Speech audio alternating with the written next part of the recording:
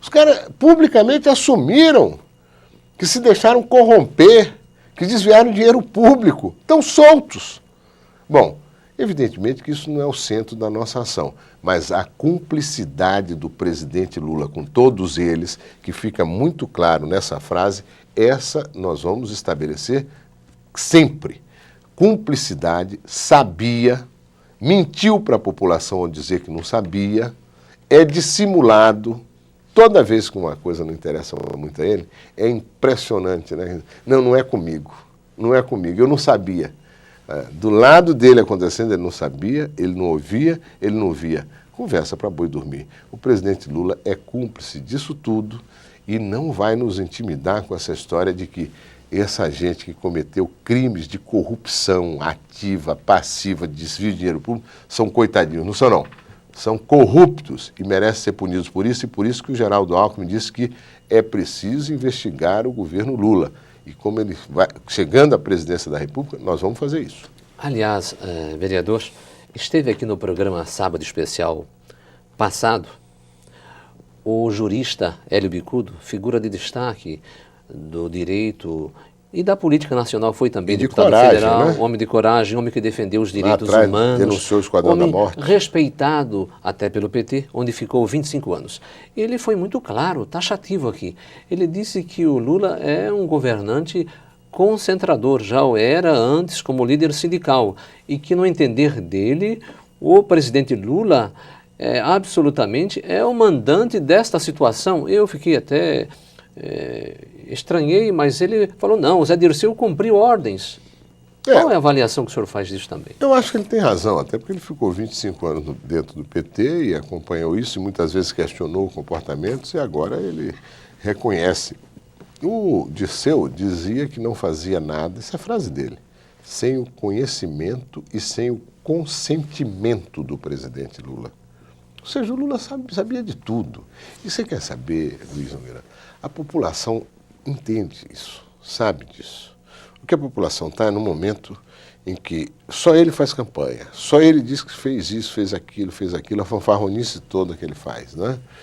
Teve toda essa sorte, graças a Deus, de não ter nenhuma crise internacional, de não ter enfrentado nenhuma situação adversa. Agora é tão incompetente que esse vento a favor da economia mundial não serviu ao Brasil. O Brasil, ao invés de crescer, pelo menos próximo ao que está crescendo a economia mundial, sobretudo aos países que estão caminhando mais fortemente, só consegue crescer mais do que o Haiti. Isto é uma vergonha. Vergonha, sem nenhuma crise internacional, sem nada. Mas, enfim, a população sabe que o Lula sabia de tudo, que o Lula participou de tudo. O que a população acha é que tem que ver, vamos ver e tal, mas a população vai ver direitinho no horário eleitoral, agosto, setembro, e ver o quanto isso é danoso ao país, porque um governo mergulhado em corrupção, com ministros envolvidos, com compra de voto, com isso, aquilo, outro, é inoperante. O presidente não trabalha, não consegue trabalhar, os ministros. O Lula já não é chegado ao trabalho. Os ministros, imagina, com acusação de que é corrupto, com acusação de... Não opera, não faz funcionar o governo de modo a que o Brasil ocupe bem as oportunidades que se abrem para o país, trabalhe bem as questões internas, abra portas para os nossos jovens terem ensino técnico e tecnológico, extinguir o PROEP, um programa de ensino profissionalizante, em maio de 2003, para o qual havia recursos. E agora vem dizer que prioridade dele é a educação. Conversa fiada. Se você for mostrando todas as contradições, as mentiras, as dissimulações do governo, não só do ponto de vista desses escândalos, mas do ponto de vista dos propósitos. Por isso que eu digo, não pode ter credibilidade alguém que não tem compromisso com a verdade. Diz uma coisa hoje, diz outra amanhã, e vai dizendo. Né? Falta credibilidade ao governo. E o presidente é muito objetivo, isso que eu vou lhe dizer, é cúmplice de todos esses desmandos, inclusive desse uso indevido da máquina da presidência para fazer campanha eleitoral. Não para de fazer campanha eleitoral. E tem ainda a disfarçatez de dizer, não decidi ainda se sou candidato. Ora, todo mundo sabe que é. Vai perder. Todo cidadão, todo governante, até um chefe de seção, responde pelo que fazem os funcionários do seu gabinete ou da sua seção. Fica difícil para o telespectador entender que um governante no alto cargo de presidente da República ignore o que ocorra nas proximidades de seu gabinete quando há desvios de conduta. O senhor não acha que essa desculpa de que não sabia realmente não engrandece o nosso presidente? Porque ou é prevaricação ou é desídia, negligência? Pois é, você disse tudo. Nas duas hipóteses, se ele não sabia, é um tonto, né? O presidente da República, que o governo dele está totalmente corrompido, praticando corrupção e não sabe, ele é um ignorante, ele não merece ser presidente da República, né? Agora, a outra hipótese é que ele sabia de tudo, que é a verdadeira. O Mário Covas dizia isso, né? Eu sou responsável por todos os atos do meu governo. Mesmo que ele não os praticasse, eventualmente, se fosse algum subalterno, algum assessor, ele assumia a responsabilidade. Eu queria lhe dizer uma coisa que mostra bem essa falta de compromisso do PT com o país. O PT tem compromisso com ele próprio, com arrumar emprego para dezenas de milhares de petistas, né? Se cevarem no exercício do poder, não é? Corromperem, não é? Como se mostrou aí. A questão da reforma política. Não é? O PT não avançou nada na reforma política. Nós também não fizemos, não. Mas nós iniciamos o procedimento de reformas.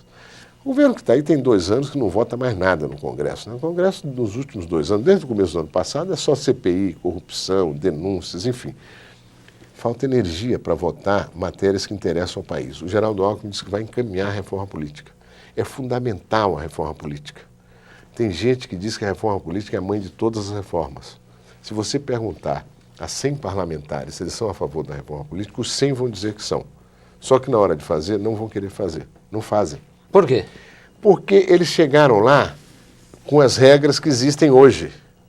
Eles pensam, se mudar a regra, será que eu volto? Então, tem que ter fidelidade partidária. Tem que ter o voto distrital, ainda que misto, mas tem que ter. Para que se crie uma relação mais construída entre o eleito e o eleitor. Para que o eleito não se julgue impune de uma avaliação do trabalho dele como parlamentar na eleição seguinte. Porque na eleição seguinte, se ele não tiver ido bem, ele vai catar voto em outro lugar. Enfim, tem que se fazer reforma política. O PT em nada colabora. O PT é um partido, sob certos aspectos, reacionário, conservador. Não quer mudar nada. Não tem energia e iniciativa para nada. E quando, em vez de buscar, embora nós tenhamos, inclusive, feito um trabalho conjunto com eles para votar matérias importantes no primeiro ano do governo Lula, ele foi buscar parcerias nos partidos do mensalão. Deputado, sujou as mãos. Deputado, se na Câmara Federal e no Congresso, no Senado Federal, há muitos partidos e o PT tem apenas 81 deputados federais e 13 senadores, não sei. Evidentemente que ele não pode fazer essas reformas que o senhor mencionou. Então, também não adianta só mudar presidente da República. Terá que haver um adornamento, uma mudança, uma glasnost na Câmara Federal e no Senado Federal, porque essas pessoas se perpetuam lá e essas reformas há muito tempo são necessárias. Urgentes. E qual é a sugestão, então, para que isso possa ocorrer? De que forma essas reformas vão ocorrer? Se o cidadão é o mesmo que está lá e continua lá e poderá continuar lá. O presidente do Brasil, para ser eleito, ele tem 50% mais um dos votos, né? Tem que ter metade mais um. Então ele já chega por si só com uma autoridade enorme de propor iniciativas ao Congresso Nacional.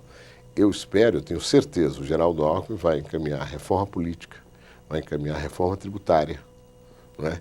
Vai encaminhar outras reformas que se fazem necessário para que o Brasil possa soltar as amarras e crescer.